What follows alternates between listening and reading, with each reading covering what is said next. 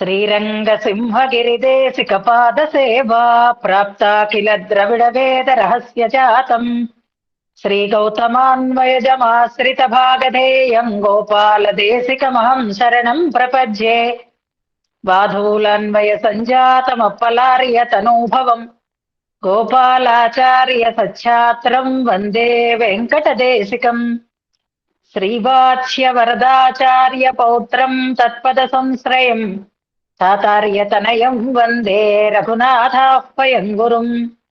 काश्यपान्वयसञ्जातम् नारायणपदाश्रितम् శ్రీమన్నారాయణం వందే యతీశ్వరస్త్రియాజుషం. సద్గ్రంథాధ్యయన సంగోష్ఠిని ఈనాటి వ్యాసంగానికి సాదరంగా ఆహ్వానిస్తూ కలిసి ప్రార్థన చేసుకుందాం. శ్రీపరాశర భట్టార్య శ్రీరంగేశ పురోహిత శ్రీవత్సాంకసుత శ్రీమాన్ శ్రేయసే మేస్తు భూయసే. భట్టార్య గంభీర హృదక్తి నిర్యద్ దివ్యామృతస్య క్రమయేష భవ్యః. శ్రీరంగరాజస్తవ నామ కోయం ధినోతి నిత్యం విబుధాంతరంగం. శ్రీయతీశాన సిద్ధాంత సర్వస్వామల దర్పణం స్తవోయం రంగరాజస్య భక్త సంజీవనౌషధం. సప్త ప్రాకార మధ్యే సరసిజ ముకుళోద్భాసమానే విమానే కావేరీ మధ్యదేశే మృదుతర పణిరాట్భోగ పర్యంక భాగే. నిద్రాముద్రాభిరామం కటినికట శిరః పార్శ్వ విన్యస్త హస్తం పద్మాధాత్రీకరాభ్యాం పరిచిత చరణం రంగరాజం భజేహం. అతంత్రిత చమూపతి ప్రహిత హస్తమస్వీకృత ప్రణీత మణిపాదుకం కిమితి చాకులాంతఃపురం అవాహన పరిష్క్రియం పతగరాజమారోహతః కరిప్రవర బ్రహ్మితే భగవతస్వరాయై నమః. శ్రీరంగేశయ శరణం మమాసి వాచ్యాభియాలోలత్కమలతటాకతాండవేన రద్భూషంబరమయథాయథం దధానః భింమామిత్యనుగజగర్జమాజగంధ. ఈనాడు గోష్ఠికి స్వాగత వచనాలని తెలియచేస్తూ నిన్నటి పాఠ్యాంశాన్ని మననం చేసి మన ముందు ఉంచినటువంటి సరోజు గారిని మనసారా అభినందిస్తున్నాను. ఆధ్యాత్మికత, సాంప్రదాయ నిష్ఠ ఆమెకి ఆచార్య అనుగ్రహం వల్ల కలిగే. నిరంతరం ఈ రకమైనటువంటి సత్కార్యాలలో నిమగ్నమై ఉంటూ వీటిని ఆస్వాదించగలిగినటువంటి రుచి కూడా ఆమెకి కలిగింది. కొంచెం కృషి ఉంటే ఇంకా అందంగా రాణిస్తారు. ఆ కృషి చెయ్యటం కోసమే ఇప్పుడు ఈ శ్రీరంగరాజ సంసేవన సంగోష్ఠిలో తాము తమ ఆభిముఖ్యాన్ని తెలియచేసినందుకు చాలా సంతోషంగా ఉంది. ఇవాళ ఆమె చేసినటువంటి మననం నిర్దుష్టంగా సాగింది. అది కూడా విషయాన్ని పూర్తిగా అవగాహన చేసుకుని దాన్ని అనుభవిస్తూ చెప్పినటువంటి రీతిలో చెప్పారు. కేవలం ఏదో రాసుకుని దాన్ని చదువుతున్నట్టు రీతిలో కాకుండా చక్కగా విషయాన్ని దాన్ని పూర్తిగా అర్థం చేసుకుని అందులో ఉండేటటువంటి ప్రధానమైనటువంటి అంశాలని చక్కగా వివరించినటువంటి సరోజ గారిని, అలాగే శ్లోక అనుసంధానం కూడా చక్కగా సాగింది. రంగేంద్ర సింహం ఉపాస్మహే అన్నప్పుడు అర్చారూపుడై ఉండేటటువంటి శ్రీరంగనాథుణ్ణి నరసింగంగా మనం సేవించవచ్చు, అలా భట్టరు వారు సేవించారు అని నిన్న మనం చెప్పుకున్నాం. ఆ భావనని కూడా మళ్ళీ మనకి జ్ఞాపకం చేస్తూ చక్కగా సంక్షిప్తంగా మధురంగా మననం చేసి మన ముందు ఉంచినటువంటి సరోజ గారికి ఇతోధికమైనటువంటి శ్రద్ధ కలగాలి. మనం ఎన్నో రకాలైనటువంటి కార్యక్రమాలు చేసుకుంటూ ఉండవచ్చు కాక, కానీ చదువుకోవడం వల్ల అనుభవించటం వల్ల కలిగే ఆనందం ఇక దేని వల్ల కలగదు. అందులో ఆధ్యాత్మికమైనటువంటి కార్యాలను చేసుకోవాలనేటటువంటి శ్రద్ధ ఉన్నవాళ్ళు అదేదో విధి విహితమైనదిగా కాకుండా అది మనకి మన సంపదని మనం అనుభవిస్తున్నాము అనేటటువంటి ఒక అనుభవైక వేద్యమైనటువంటి ఆనందంతో చేసుకోగలగాలి అంటే దానికి ఇగో ఈ రకమైనటువంటి అధ్యయనం చాలా చాలా దోహదకారి అవుతుంది. అలా గోష్ఠిలో ఎప్పుడూ శ్రద్ధగా పాల్గొంటారు, అన్ని వింటారు, చక్కగా ఏవైనా పాసురాలు శ్లోకాలు అనుసంధానం చేయాల్సి వచ్చినప్పుడు ముందు ఉంటారు. ఇప్పుడు విశేషమైనటువంటి అభ్యాసం కూడా చేసి ఈ సద్గ్రంథాధ్యయనాన్ని సఫలం చేసుకోవాలి, ఆచార్య అనుగ్రహాన్ని భగవద్ అనుగ్రహాన్ని పరిపూర్ణంగా పొందాలి అని ఇప్పుడు నృసింహమూర్తిలో ఉగ్రతని కాకుండా భట్టర్ వారు ఎలాగైతే సౌందర్య దర్శనాన్ని చేశారో, అలాగే మన ఈ సద్గ్రంథాలలో కూడా, ఈ అధ్యయనంలో కూడా కష్టాన్ని కాకుండా సౌందర్యాన్ని దర్శనం చేయగలిగేటటువంటి స్థితిలో మన మనస్సులు సంస్కరింపబడాలి అని, దానికి ఆచార్య అనుగ్రహం, భగవద్ అనుగ్రహం పరిపూర్ణంగా తోడు కావాలి అని ప్రార్థన చేస్తూ ఈనాటి వ్యాసంగాన్ని మనం శ్లోకానుసంధానంతో ప్రారంభం చేసుకుందాం. నృసింహమూర్తిని పాపం స్తంభంలోంచి అలా చూసాం. ఇవాళ ఇంకేం చేస్తాడో తెలియదు. 3 రోజుల పాటు నృసింహమూర్తి మన కోసం వెయిట్ చేస్తూ ఉండాలి. తనని మనకి అందించటం కోసం స్వామి ఎదురు చూస్తూ ఉన్నాడు. మనం మాత్రం అలా ఉండవయ్యా, మేము పాజ్ పెట్టుకుందాం, తర్వాత మళ్ళీ రేపు వస్తాం అన్నట్లుగా ఈ అవతారంలో 3 స్టేజెస్ మనం అనుభవించబోతున్నాము. అందులో ఏకాద్రియంగా కాకుండా ఒక్కొక్క రోజు ఒక్కొక్కటి సావకాశంగా చదువుకునేటటువంటి స్థితి మనకి కలిగింది అంటే చూడండి, మన వాంగ్మయాన్ని మనకి ఎంత సులభ సరళిలో అందిస్తున్నారో, ఎన్ని వెసులుబాట్లు కల్పిస్తున్నారో దీన్ని బట్టి మనకి అర్థమవుతోంది. ఆ రకంగా ఇవాళ మరొక అందమైనటువంటి భావనతో నృసింహావతార వైభవాన్ని మనకి అందిస్తూ ఉండేటటువంటి భట్టర్ వారి శ్లోకాన్ని అనుసంధానం చేసుకోబోతున్నాం. ముందుగా మొదటి శ్లోకం, నిన్నటి శ్లోకం. హర్తుం తమస్వదసతి చ వివేక్తుమీశో మానం ప్రదీపమివ కారుణికో దదాతి తేనావలోక్య కృతినః పరిభుంజతే తం తత్రైవ కేపి చపలాస్కలభీ భవంతి. నృహరిదశయోః పశ్యన్ ఔత్పత్తికం ఘటనాద్భుతం నరముత హరిం దృష్ట్వైకైకం సముద్విజతే జనః ఇతి కిల సితాక్షీరన్యాయేన సంగమితాంగకం స్ఫుటసట మహాదౌష్ట్రం రంగేంద్రసింహముపాస్మహే. నిన్న మనం పెరియ తిరుమడిలో ఉండేటటువంటి పాసురాలని అనుసంధానం చేసేసుకున్నాం. ఒక్కొక్క అవతారానికి ఒక్కొక్క పాసురమే అనుగ్రహించారు అక్కడ. ఇవాళ కూడా మనం దివ్య ప్రబంధంలో ఉండేటటువంటి నృసింహ వైభవాన్ని గురించి చెప్పినటువంటి కొన్ని పాసురాలని అనుసంధానం చేసుకుందాం. ముందుగా వాటిని లిస్ట్ అవుట్ చేసుకోండి, నేను చెప్తాను. ఈ ఇయర్ పా దగ్గర పెట్టుకోండి. ఇవాళ 4 తిరువందాదులలో ఉండేటటువంటి 4 పాసురాలని మనం, అంటే 4 కాదు కానీ 4 పాసురాలని మనం అనుసంధానం చేసుకోబోతున్నాం. చిన్న చిన్న పాసురాలే. ఒకటి మొదలు తిరువందాదిలో 23వ పాసురం తழுంబిరుంద అనేటటువంటిది. అలాగే మొదలు తిరువందాదిలోనే 90వ పాసురం వరత్తాల్ వలి నినైందు అనేటటువంటి పాసురం. అలాగే ఇరండాం తిరువందాదిలో 84వ పాసురం నరంకలంద, అది పాసురం మొదలు కాదు, మధ్యలో ఉంటుంది. వరం కరుది అనేటటువంటి పాసురం ప్రారంభమవుతుంది ఇరండాం తిరువందాదిలో 83వ పాసురం. అలాగే నాన్ముఖం తిరువందాదిలో 22వ పాసురం. చిన్న చిన్న పాసురాలు, నృసింహావతార వైభవాన్ని చెప్పే పాసురాలు, మన శ్లోకానికి సమన్వయం అయ్యేటటువంటి పాసురాలు. ఇవి 4 చివరిలో అనుసంధానం చేసుకుంటాం. సుందర బాహోత్సవంలో ఉండేటటువంటి తర్వాతి శ్లోకాన్ని అనుసంధానం చేసుకుంటాము. ఇది దశావతార స్తోత్రం అయిపోయింది కాబట్టి ఒక శ్లోకం 4 పాసురాలు మనం అనుసంధానం చేసుకోబోతున్నాం. నిన్న దశావతార స్తోత్రంలో వైకుంఠ కంఠీరవ అనేటటువంటి ప్రయోగాన్ని జ్ఞాపకం పెట్టుకున్నాం. అలాగే నరంగేంద్ర సింహం అని భట్టర్ వారి ప్రయోగం అంతకు మించినటువంటి వైభవాన్ని, అర్చామూర్తిలో ఉండేటటువంటి సౌలభ్యాన్ని, విభవావతారం గడిచిపోయినా మనం అనుభవించడానికి తగిన రీతిలో చేసినటువంటి వర్ణనని అనుసంధానం చేస్తుంది. ఇప్పుడు నృసింహావతార సన్నివేశంలో మనం బాగా మనసులో నిశ్చయం చేసుకోవలసినటువంటి ఒక విషయం ఉంది. అది ఎప్పటికీ ప్రతి వ్యక్తికి ఇది అనుభవైక వైద్యం కావాలి. అది ముందు మనం చెప్పుకుంటూ తర్వాతి శ్లోకానికి వెళదాం. ఆస్తికత, నాస్తికత ఇవి ఎప్పటి నుంచి ఉన్నాయి. అనాది నుంచి ఆస్తికత ఉంది, నాస్తికత ఉంది. అస్తి నాస్తి అంటే మనం విన్నాం.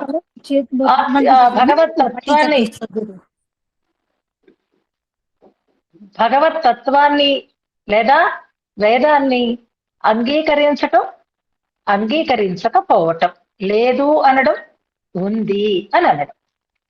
ఇది ఏదో కొంతమందికి కాదు, ప్రతి వ్యక్తికి మానసికంగా జరిగేటటువంటి ఒక సంఘర్షణ. జీవితంలో ఎన్నో రకాలైనటువంటి అనుభవాలని పొందుతూ సమాజంలో ఎంతో మంది వ్యక్తులతో కలిసిమెలిసి తిరుగుతూ మన జీవనాన్ని సాగిస్తూ ఉండేటటువంటి మనకి పరిసరాల ప్రభావం కావచ్చు, లేదా మానసికమైనటువంటి ఆందోళన కావచ్చు, మనకు ఉండేటటువంటి విశ్వాసం సన్నగిల్లుతూ ఉంటుంది, బలపడుతూ ఉంటుంది, లేదా సందేహాస్పదంగా కూడా మారుతూ ఉంటుంది. దేవుడు ఉన్నాడా లేదా అనేటటువంటి ఒక సందేహం ఉన్నాడు అని అనిపిస్తూ ఉంటుంది ఒక్కొక్కసారి, లేడా అనిపిస్తూ ఉంటుంది ఒక్కొక్కసారి, లేడు అనేటటువంటి నిశ్చయానికి కూడా వచ్చేటటువంటి తీవ్రత ఏర్పడుతూ ఉంటుంది. కొంతమంది సమయానుకూలంగా తమ భావనలని మార్చుకుని పరిపూర్ణమైనటువంటి ఆధ్యాత్మికతని అలవాటు చేసుకుంటారు. సందేహం రావడం అనేది సాత్విక ప్రవృత్తి ఉన్న వాళ్ళకి కూడా కలుగుతుంది అనడానికే కలడు కలండెనడు వాడు కలడో లేడో అనేటటువంటి మాట మనం గుర్తు చేసుకుంటే, గజేంద్రుడికి ఆపద వచ్చింది, మొరపెట్టింది, ఎంతకీ రాకపోతే ఏమంది? కలడు కలండెనడు వాడు కలడో లేడో. ఇది సందేహం కలుగుతుందన్నమాట. ఇవాళ పరిస్థితిలో ఈ సందిగ్ధత అందరికీ ఉంది. మనకి ఏదైనా కష్టం కలిగితే వెంటనే తీరితేనే భగవంతుడు ఉన్నట్టు, లేకపోతే లేనట్టు అని అనుకుంటాం. ఇది ఒక సన్నివేశం అయితే దీన్ని తీర్చుకునేటటువంటి సందిగ్ధతని తీర్చుకునేటటువంటి అవకాశం కలగచ్చు.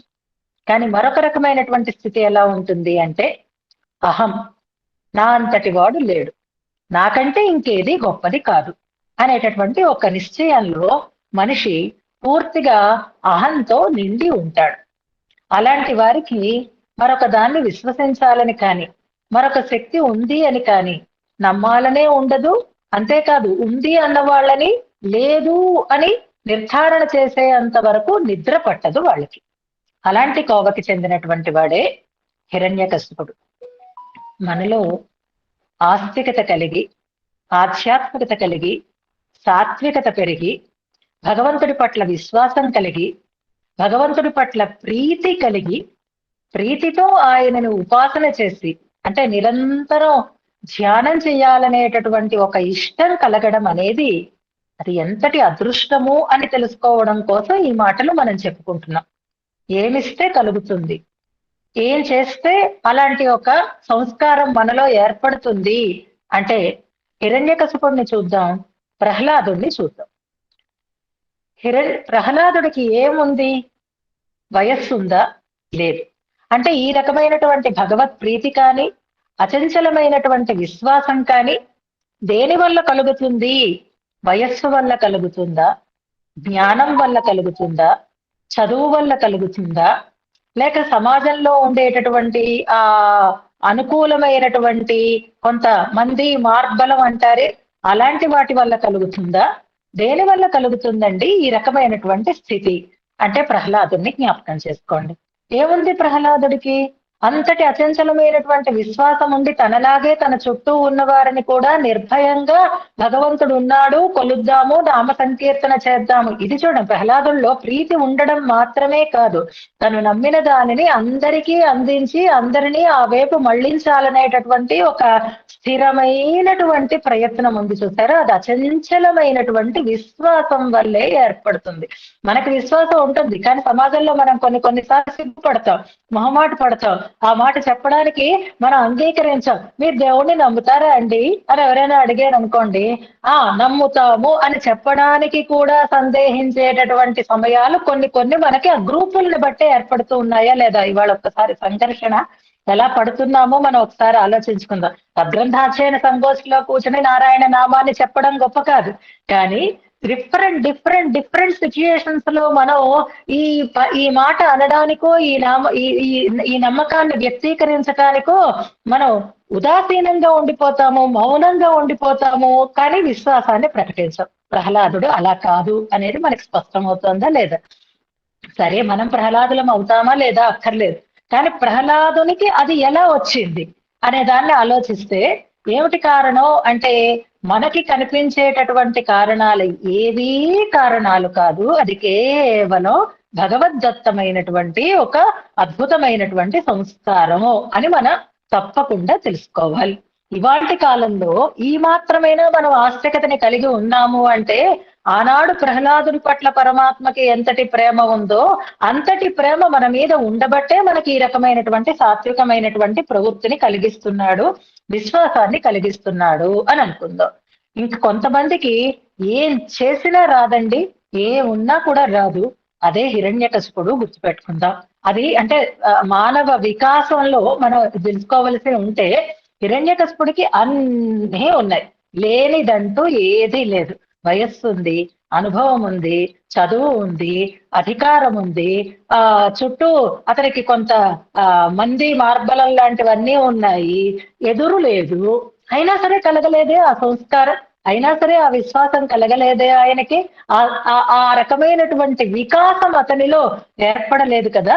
అంచేత వికాసం ఏర్పడడానికి ఇవేవీ కారణాలు కాదు, కేవలం భగవంతుని యొక్క అనుగ్రహము అనే దాన్ని ఈ సన్నివేశంలో మనం జ్ఞాపకం పెట్టుకోవాలన్నమాట. అంచేత మనలో అంతో ఇంతో ఆస్తికత కలుగుతోంది అంటే అది నిజంగా భగవంతునికి మనం ఇష్టమైన వాళ్ళం కనుకే అయినాము. అందుకే ప్రహ్లాదుని పేరు మహర్షుల కంటే కూడా ముందు వస్తుంది, గుర్తుపెట్టుకోండి. ప్రహ్లాద, నారద, పరాశర, పుండరీక. భక్తుల పేర్లు లిస్ట్ అవుట్ చెయ్యండి అంటే ఫస్ట్ ఎవరి పేరు రాస్తారు అంటే ప్రహ్లాదుని పేరు రాస్తారు. ఎందుకని? అసలు ఆయన మానవ జాతికి చెందిన వాడే కాదు, ఆయన రాక్షస జాతికి చెందినటువంటి వాడు, రాక్షస కులంలో పుట్టినటువంటి వాడు ఆయన. ఆ రాక్షస కులంలో పుట్టిన పరమ భక్తునిగా ఆయన కీర్తింపబడ్డాడు అంటే దానికి కారణం ఏది అంటే అచంచలమైనటువంటి విశ్వాసాన్ని కలిగి ఉండుట. అదొక్కటి మనకు అలవడితే చాలు. ఈ నృసింహ సన్నివేశాన్ని మనం తలుచుకుంటే మనం అంత విశ్వసించి ఉన్ననాడు పరమాత్మ మన కోసం ఏ రకమైనటువంటి రూపంలోనైనా ఆయన సాక్షాత్కరిస్తాడు అనే దాన్ని గుర్తుపెట్టుకుంటూ, అలా వచ్చినప్పుడు హడావిడిగా ఆయన ఏ రకమైన రూపాన్ని ధరించినా అది అందంగానే ఉంటుంది అనే దాన్ని మనం ఇక్కడ తెలుసుకోవాలన్నమాట. అందుకే నిన్నటి శ్లోకంలో ఆ సౌందర్యాన్ని మనకి అందంగా వర్ణించారు. అది సాధారణంగా నృసింహమూర్తి అనేసరికల్లా ఉగ్రతని చూపించటానికే ప్రయత్నం, అంటే ముందు ఆ భయమే ఆ కంపమే మనకి కలుగుతుంది. కానీ భట్టర్ వారు అలా చూడటం లేదు. అచంచలమైనటువంటి విశ్వాసం కలిగినటువంటి భక్తుని కోసమే పరమాత్మ వస్తాడు. వచ్చినప్పుడు ఆ యాదృచ్ఛికంగా ఏదో ఒక రూపాన్ని ఆయన ధరిస్తాడు. ఆ యాదృచ్ఛికంగా ధరించినటువంటి ఆ రూపం కూడా పాలు పంచదార కలిస్తే ఎలా ఉంటుందో అలా ఉంటుంది అన్నారు నిన్న. సంగమితాంగకము అని అనుకున్నాం మనం. ఇప్పుడు ఒక క్వశ్చన్, పాలు పంచదార కలవడం అనేది సితాక్షీర న్యాయం అని మనం అనుకున్నాం. అలాగే పాలు నెయ్యి కలవటం అనే దాన్ని మనం చెప్పుకుందాం. ఇది ఆళ్వార్లు ఎక్కువ ప్రయోగిస్తూ ఉంటారు. ఆళ్వార్ల ప్రబంధాలలో మనకు కనిపిస్తూ ఉంటుంది, కరంద పాలుల్ నెయ్యే పోల్ అంటారు. అంటే కాచిన పాలల్లో, పితికిన పాలల్లో నెయ్యే పోల్ అని ఒక ప్రయోగం మనం వింటూ ఉంటాం. ఇప్పుడు ఈ రెండిటికి ఉండేటటువంటి తేడా ఎలా గుర్తించాలి? ఈ సితాక్షీర న్యాయంలో ఏం మనకు తెలుస్తుంది? అలాగే పాలు నెయ్యి కలిసి ఉన్నాయి అన్నప్పుడు ఏంటి మనం తెలుసుకోవాలి? రెండు ఒకటేనా కాక రెండిటికి తేడా ఉందా? ఈ రెండింటిని మనం నృసింహావతారంలో ఎలా సమన్వయం చేసుకోవచ్చు అనే దాన్ని ఒకసారి తెలుసుకుంటూ శ్లోకం చదువుకుందాం మనం. ఎలాగా అంటే ఇంకా మీరు ఏదో పిండి వంటల్లోకి వెళ్ళిపోకండి, అక్కారవడిసలు ఇవన్నీ మనకి ఇప్పుడు అవసరం లేదు. అందులో బియ్యాలు, మళ్ళీ పెసరపప్పులు, కొబ్బర్లు ఇవన్నీ మనకు అక్కర్లేదు. ఇక్కడ పాలు మనకి నిన్న వచ్చింది కనుక పంచదార, పాలు పంచదార కలవడం, కలిస్తే పాలకులో ఉండేటటువంటి ఒక రుచి పెరగడం. అంటే ఎప్పుడైతే పాలు పంచదార కలిస్తే అప్పుడు ఆ పాలు మనకి ఎలా అనిపిస్తాయి? భోగ్యంగా అనిపిస్తాయి అన్నమాట. మనం ఇప్పుడు ఇవాళ కర్మకాలి అందరికీ ఆరోగ్యాలు లేక, సారీ ఉన్న వాళ్ళని నేను అనటం లేదనుకోండి, అంటే పంచదార వాడక నిషిద్ధమైంది. ఉదయాన్నే లేచి చక్కగా వేడిగా కాఫీ తాగే వాళ్ళల్లో కూడా పంచదార లేకుండానే కాఫీ తాగేటటువంటి అలవాటు అయిపోతోంది. ఇక్కడ పంచదార లేకుండా మొదట అసలు తాగలేము అన్నది వాళ్ళకి బాగా అలవాటు అయిపోయింది. కానీ ఎప్పటికైనా పంచదార వేసుకుంటే ఉండే టేస్టే వేరు, అందులో మాత్రం సందేహం లేదు. సరే, ఇప్పుడు మనకు అలవాటు చేస్తున్న పంచదార వేస్తే నాకు ఇష్టం ఉండదండి అనుకుంటున్నాం, ఎందుకంటే అసలు అలవాటు పడ్డాం కాబట్టి ఆరోగ్యం గురించినటువంటి శ్రద్ధ మనకి ఉంది కనుక. అలాగే పాలు ఎంత సహజంగా మధురమైనవైనా అందులో చక్కగా మంచిగా పంచదార కలిపితే ఆ పాలకు ఉండేటటువంటి రుచి, ఆ భోగ్యత ఎలా పెరుగుతుందో అలాగే ఇప్పుడు నృసింహమూర్తిగా ఉండేటటువంటి స్వామి యొక్క ఆ సౌందర్యం, ఆ రూప సౌందర్యం మంచిగా భోగ్యంగా ఉంది అని అక్కడ సితాక్షీర న్యాయం అంటే భోగ్యతని పెంచుట అనేది, భోగ్యత అనేటటువంటి ఒక దాన్ని మనం అక్కడ గుర్తించాలి. అంత భోగ్యంగా ఉంది. ఎవరికి అంటే ఎవరిది ఈ నృసింహమూర్తి యొక్క రూపము అని తెలుసుకుందాం. ఇక కరంద పాలుల్ నెయ్యే పోల్ అన్నప్పుడు పాలల్లో నెయ్యి ఉందా లేదా అంటే ఉంది. చూపించు అంటే వెంటనే కనిపించేటట్టు చూపిస్తామా? ఓ చెంచడు పాలు తీసి, ఓ గ్లాసుడు పాలు తీసి, ఓ గరిటెడు పాలు తీసి చెప్పు ఇందులో నెయ్యి ఎక్కడుందో అని అన్నాం అనుకోండి, ఆ గరిటెడు పాలల్లో నెయ్యి ఎక్కడుంది అంటే ఇదిగదిగో ఈ పార్ట్ లో ఉంది, ఇదిగదిగో ఈ పార్ట్ లో ఉంది అని చెప్పగలుగుతావా మనం? చెప్పలేం. ఎక్కడుంది? మొత్తం పాలల్లో అంతా నెయ్యి ఉందా లేదా? మొత్తం అంతా నెయ్యి ఉంది. అలాగే పరమాత్మ విశ్వమంతటా కూడా వ్యాపించి ఉన్నాడు. కరంద పాలులు నెయ్యే పోల్ అన్నప్పుడు పాలు నెయ్యి కలిసి ఉండడము అంటే అది వ్యాప్తిని చెప్తుంది. అన్నిటిలోనూ కనపడకుండా కలిసి ఉండేటటువంటి భగవత్ తత్వాన్ని మనకి తెలియజేస్తుంది. అంతర్వ్యాప్తి అంటారు. పాలల్లో బయటికి కాచిన తర్వాత కొంచెం జిడ్డు మనకి కనిపిస్తే కనిపించవచ్చు మీగడలలో వాటిలో, కానీ మామూలుగా అయితే నెయ్యిలో, పచ్చి పాలల్లో నెయ్యి ఉంటుంది కానీ మనకి అది కనపడకుండా ఉంటుంది. పరమాత్మ కూడా అంతర్యామిలాగా మొత్తం అన్నింటిలోనూ వ్యాపించి ఉంటాడు అనడంలో ఇంకా సందేహం ఏముంది? కానీ సందేహపడ్డాడు, లేడు అన్నాడు, చూపించు అన్నాడు హిరణ్యకశిపుడు, ఉన్నాడు కావాలంటే ఎక్కడైనా చూసుకో అన్నాడు. ఇందుగలడందులేడని అనేది కరందపాలుడు నెయ్యే పోల్ అనేదాన్ని. అంటే ఇప్పుడు నృసింహావతారం మనకి రెండింటిని చూపిస్తుంది. ఒకటి అంతర్వ్యాప్తిని చెప్తుంది, భగవంతుడు అంతటా వ్యాపించి ఉన్నాడు అనేది. మరొకటి ఆ రెండింటి కలయిక చూస్తే చాలా భోగ్యంగా అవుతుంది, ఇంకా మామూలుగా ఉన్నది నచ్చటం లేదు అని నిన్నను ఆ సౌందర్యాన్ని మనకి దర్శింపచేశారు నిన్నటి శ్లోకంలో. అందుకే అలాంటి ఆ స్వామిని ప్రీతిపూర్వకంగా నేను ధ్యానిస్తున్నాను అంటూ ఉపాస్మహే అనేటటువంటి క్రియాపదంలో ఉపాసిస్తున్నాము అంటే ఇష్టంగా ఆయనని ధ్యానిస్తున్నాము ప్రీతిపూర్వకంగా. ఈ ఉపాసన అంటే, ఈ ప్రీతి అంటే గొప్పవారి విషయంలో ఉండేటటువంటి ఇష్టాన్ని ప్రీతి అంటారు. దానికి డెఫినేషన్స్ కూడా మనకి ఇక్కడ ఇచ్చారు. ఆ రకంగా అందాన్ని చూపించారు, ఇష్టాన్ని చూపించారు. నిరంతరము అలాంటి రూపాన్ని మనస్సులో నిలుపుకొని అంతకంటే వేరేటటువంటి రూపం పట్ల జుగుప్స కలిగేటట్లుగా అంత అందంగా ఉంది ఈ మూర్తి అని నిన్న మనం అనుసంధానం చేసుకుందాం. అందుకే నరముత హరిం దృష్ట్వా సముద్విజతే జన ఏకైకం దృష్ట్వా అంటే అంత భోగ్యంగా ఉంది అనేదాన్ని ఇక్కడ మనం తెలుసుకోవాలి. అలా సౌందర్య దర్శనం చేసినటువంటి ఆ భట్టర్ వారు తర్వాతి శ్లోకంలో మనకి ఏమి దర్శింప చేస్తున్నారు అనేదాన్ని నిన్న చెప్పాను కదా. పాజ్ పెట్టుకున్నాం, కిచెన్ లోకి వెళ్ళాం, పనులు చేసుకున్నాం, వచ్చాం, మళ్ళీ రిమోట్ తీసుకున్నాం, దాన్ని మళ్ళీ బటన్ నొక్కాం, ఇప్పుడు మళ్ళీ అది రన్ అవుతుంది అనమాట. అలాగే ఇప్పుడు నృసింహావతారంలో మనం ఎక్కడ నిన్న నాగేమో అంటే స్తంభం కట్టాడు, అందులోంచి ఆయన వచ్చాడు అంతే. ఆ వచ్చిన మూర్తి చాలా అద్భుతంగా ఉంది, అబ్బాయి ఇంత అందంగా ఉంది అని అనుకున్నాము అంతే. రంగేంద్ర సింహం ఉపాసనహేను నమస్కారం చేశాం కదా. ఇప్పుడు మరి ఏ పని కోసం వచ్చాడో ఆ పని చేయాలి కదా. సో సెకండ్ స్టెప్ లో మనం ఏం చూస్తున్నాము, ఊరత్తాళ్వాను భట్టర్ వారు ఇద్దరు ఆ అంశాలు ఇద్దరు ఒక్కలాగే చెప్తున్నారు. ఊరత్తాళ్వాన్ కూడా 3 శ్లోకాలలో మొదటి శ్లోకంలో సంభోద్భవం జరిగినప్పుడు, స్తంభం నుంచి ఉద్భవించినప్పుడు జరిగినటువంటి అల్లకల్లోలాన్ని అంతటినీ చెప్పారు మొదటి దాంట్లో. ఇప్పుడు హిరణ్యకశిపుణ్ణి విదారణం చేస్తున్నప్పుడు జరిగినటువంటి ఆ అల్లకల్లోలాన్ని అంతటినీ చెప్పారు రెండవ దాంట్లో. అరాళం పాతాళం అనేటటువంటి శ్లోకంలో అంటే నిన్నటిది స్తంభంలోంచి వచ్చిన సన్నివేశం, ఇవాళటిది హిరణ్యకశిపుణ్ణి సంహరిస్తూ ఉండేటటువంటి సన్నివేశం అన్నమాట. దాంట్లో తండ్రి కొడుకు ఇద్దరు సమానంగానే సాగుతున్నారు. అయితే అక్కడ ఆయన పరిసరాలని చెప్పారు, ఈయన స్వామిని చూపించారు. ఇప్పుడు ఇందులో వారు అందులో కూడా ఆ హిరణ్యకశిపు వక్షో విదారణం చేసేటప్పుడు అలాగే మొత్తం అరాళం పాతాళం అంతా అల్లకల్లోలం అయిపోయింది, అది ఇది తల క్రింద అయిపోయింది అంటూ చెప్తారు. చివరిలో మనం ఆ శ్లోకం అనుసంధానం చేసుకుంటున్నాం. మరి భట్టర్ వారు ఏం చెప్తున్నారు? ఇక్కడ కూడా ఒక కొత్త సన్నివేశం ఉంటుంది, మనం అనుసంధానం చేసుకుందాం. మొన్న చూసారా భూదేవి దాని గురించి కుంకుమ చర్చ అని ఎలా చెప్తున్నామో, ఇవాళ లక్ష్మీ అమ్మవారి యొక్క ఆ ఆ గాబరాని ఇందులో చాలా అందంగా చూపిస్తారు. ముందుగా మనం శ్లోకాన్ని అనుసంధానం చేసుకుందాం. నిన్న సంగమితాంగకం అన్నదానికి చాలా సులభమైన మాటలలో పోతన భాగవతంలో ఉండే పద్యాలు కూడా ఇవాళ వీలైతే అనుసంధానం చేసుకుందాము. ముందుగా శ్లోకం, అప్పటికే అరగంట అయిపోయింది. సో అందరూ రెడీయా?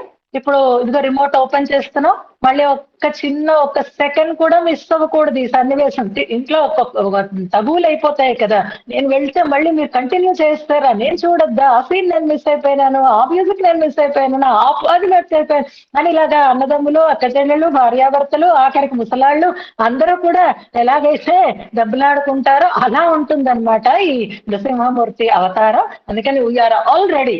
ఓపెన్ చేస్తున్నాం బటన్. ముందుగా శ్లోకం. ద్విషాణద్వేషోజ్యన్నయన వనవహ్ని ప్రశమన భ్రమల్లక్ష్మీ వక్త్ర ప్రహిత మధుగండూష సుషమైః నఖక్షుణ్ణారాతిక్షతజ పటలైరాప్లుత సటా ఛటా స్కందోరుంధే దురితమిహ పంచవదన. పాపం ఈ టీం వాళ్ళు ఎలా బైహార్ట్ చేసుకుంటారో, ఎలా పలుకుతారో తెలియదు, కానీ మరి నృసింహమూర్తి అన్న తర్వాత అలా ఉండద్దా? మాత్రం ఆ అందం ఉండకపోతే ఆ పదాలలో ఆ తీవ్రత కనపడదు. మళ్ళీ అనుసంధానం చేద్దాం. ద్విషాణ ద్వేషోజ్యన్నయన వనవహ్ని ప్రశమన భ్రమల్లక్ష్మీ వక్త్ర ప్రహిత మధుగండూష సుషమైః నఖక్షుణ్ణారాతిక్షతజ పటలైరాప్లుత సటాఛటా స్కంధోరుంధే దురితమిహ పుంస్పంచవదనః. ఇందులో కూడా సంబోధన లేదు చూడండి. అసలు సంబోధన మరిచిపోయారు భట్టర్ వారు. రంగధన, ఆయన రంగధనుడి దగ్గర లేడు, రంగనాథుని దగ్గర లేరు, చివరికి వస్తున్నారు. ఆయన కన్నుల ఎదురుగా నృసింహమూర్తి రూపమే నిండి ఉంది. అందుకే రంగనాథుణ్ణి సంబోధించడం మరిచిపోతున్నారు. మరిచిపోయి చివరికి ఓహో ఈయనే కదా అని మళ్ళీ రంగనాథుడి దగ్గరికే వస్తున్నారు. ఇందులో కనుక నిన్నటి శ్లోకంలోనూ సంబోధన లేదు, ఈ శ్లోకంలోనూ సంబోధన లేదు. ఇందులో క్రియాపదం రంధే అనేది క్రియాపదం. రంధే అంటే పోగొడుతున్నాడు, నిరాకరిస్తున్నాడు, నిరసిస్తున్నాడు. నిరస్యతి అంటే లేకుండా చేస్తున్నాడు అనేది ప్రధానమైనటువంటి క్రియాపదం. రుంధే అనేది క్రియాపదం. ఇక ఉద్యన్ ఇలాంటివన్నీ అవాంతర క్రియలు ఉన్నాయనుకోండి, ప్రశమనం ఇలాంటివన్నీ సరే అంత ఇంపార్టెంట్ కాదు. ప్రధానమైనటువంటి క్రియాపదం ఇందులో రుంధే అనేది క్రియాపదం. ఇందాక మనం ఏం చూసాం, నిన్నటి దాకా ఏం చూస్తున్నాము అంటే నరవపువు సింహ అందమైన సంగమిత అంగకాన్ని చూసామా? ఇప్పుడు సింహం కనిపించింది ఇప్పటి వరకు, ఇప్పుడు కనపట్టంలే. ఇప్పుడు ఏం కనిపిస్తోంది? మొత్తం స్క్రీన్ అంతా ఎర్రగా కనిపిస్తుంది. ఎక్కడి నుంచి వచ్చింది ఈ ఎరుపు అంటే దానికి కారణం చెప్తున్నారు. ఆ ఎరుపు ఏ ఎరుపు అంటే ఆ రాక్షసుని యొక్క రక్తధారలు. ఆ రక్తధారలు చివ్వున చిమ్మితే ఆ నృసింహం తాలూకు జూలు నిండా ఆ రక్తం పూర్తిగా అంటుకొని ఆ జూలు పూర్తిగా తడిసిపోయింది. ఆ తడిసిన జుత్తు ఇలా భుజాల మీదకి వేళ్లాడుతూ ఉంటే ఎలా ఉంటుందో, ఆ నీటి ధారలు ఎలా కలుపుతూ ఉంటాయో అలాగే ఆ స్కంధము మీద, ఆ భుజాల మీద ఆ రక్తంతో తడిసినటువంటి ఆ సటాపటలం అది అలాగా ఉంది. అలాంటి స్కంధములు కలిగినటువంటి పుంస్పంచవదన, అలాంటి ఆ మొగసింహం మృగరాజు అంటారే, ఆ మృగరాజు నా దురితములను పోగొడుతున్నాడు అంటున్నాడు ఇందులో. అంచేత మనం ప్రహ్లాదునిలాగా భక్తి పరవశులమే ఉండక్కర్లేదు. ఆనాడు ప్రహ్లాదుడికి పోగొట్టడం కోసమే కదా వచ్చాడు. అలాగే కష్టాలు ఎలా పోగొట్టాడో నా పాపాలు కూడా అలాగే పోగొట్టాలి అని కోరుతున్నారు ఇందులో. ముందు ప్రతిపదార్థం చెప్పేసుకుందాం. చెప్పుకున్న ఇప్పుడు అర్థం కాదు, కానీ చెప్పుకుని తర్వాత వివరించుకుని తర్వాత మళ్ళీ ప్రతిపదార్థాన్ని మనం ఒకసారి రిపీట్ చేసుకుందాం. ముందు ప్రతిపదార్థం అయిపోనివ్వండి. పుంస్పంచవదన అనేది కర్తృపదం అన్నమాట. అంటే మొగ సింహము, పంచవదనము అంటే పంచాస్యము అనేది పంచాననము, ఇవన్నీ కూడా మనకి సింహము అనే అర్థాన్ని తెలియజేసేటటువంటి పదాలు. పంచవదన అని ప్రథమా విభక్తిలో ఉంది, కానీ సంబోధన ప్రథమా విభక్తిలో లేదు. అంచేత అది సంబోధన కింద రాదు, అది మామూలుగా ప్రథమా విభక్తి మృగరాసము, మొగ సింహము అని అర్థం అన్నమాట.